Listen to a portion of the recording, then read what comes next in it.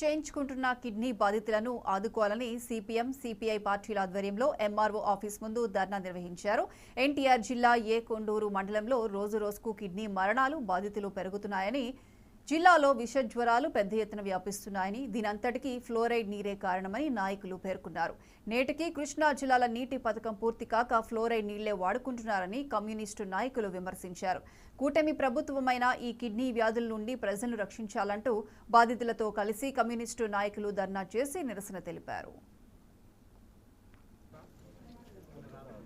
రాష్ట్రంలో కొండూరు మండలం తిరువూరు నియోజకవర్గం మరొక ఉద్దానంలాగా మారిపోయింది. గత 10 ఏళ్లలో కొండూరులో 300 మంది, నియోజకవర్గంలో 500 మంది కిడ్నీ వ్యాధితో చనిపోయారు.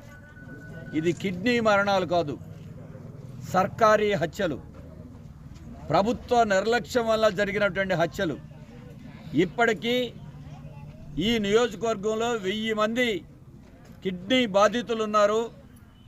చావు బతుకుల మధ్య కొట్టాడుతూ ఉన్నారు.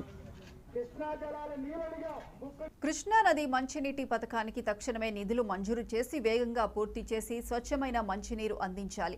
డయాలసిస్ రోగుల పెన్షన్ను 20,000 రూపాయలకు పెంచాలి. కిడ్నీ రోగులందరికీ నాణ్యమైన మందులు ఉచితంగా ఇచ్చి 5,000 రూపాయల పెన్షన్ ఇవ్వాలని నాయకులు డిమాండ్ చేశారు. వైద్య ఆరోగ్య శాఖ తక్షణమే కిడ్నీ వ్యాధిని అరికట్టడానికి ఉన్నత స్థాయి సమావేశం నిర్వహించి చర్యలు తీసుకోవాలని కోరారు.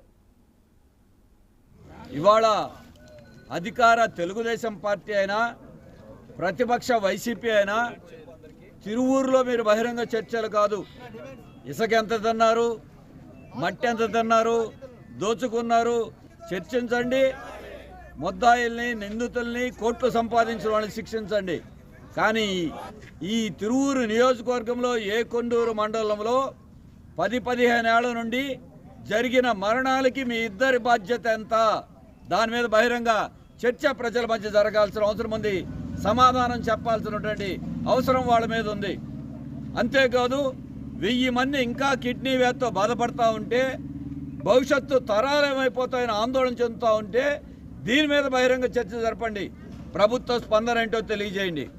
అంతేకాదు కొండూరు మండలంలో 100కి పైగా మద్యం బెల్ట్ షాపులు ఉన్నాయి, 2 మద్యం ప్రభుత్వ దుకాణాలు ఉన్నాయి. కానీ కృష్ణానది మంచినీళ్ళు మాత్రం రాలా. ఎన్ని ప్రభుత్వాలు మారాలి? ఎంతమంది జరగాలి? దీనికి సమాధానం చెప్పండి. మాకు మద్యం వద్దు, మంచినీళ్ళు ఇవ్వండి. అల్లూరి జిల్లా